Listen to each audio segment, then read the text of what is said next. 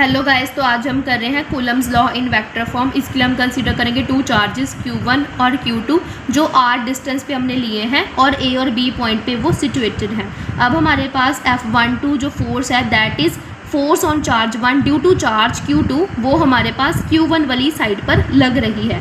अब हमारे पास है F21 that is force on charge 2 due to charge Q1 वो Q2 वाली साइड पर लगेगी। अब हमारे पास जो according to Coulomb's law the magnitude of force on charge Q1 due to charge Q2 is given by, अब हम F12 और F21 लिखेंगे that will be 1/4πε0 Q1 Q2 bye r²।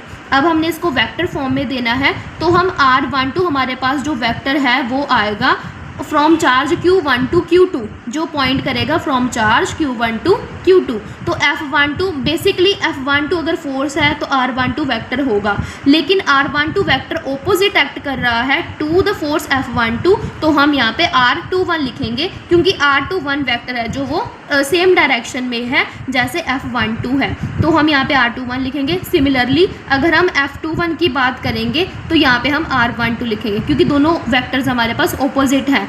R21 is negative of R12, R12 is negative of R21 ये है हमारे पास। तो हम F12 में जब यहाँ पे हमने R21 लिखा हुआ था हमने उसकी जगह R12 पुट कर दिया, लेकिन साथ में हमारे पास नेगेटिव साइन भी आएगा, तो ये बन जाएगा -1/4πε0 Q1 Q2 bye r² R12 vector.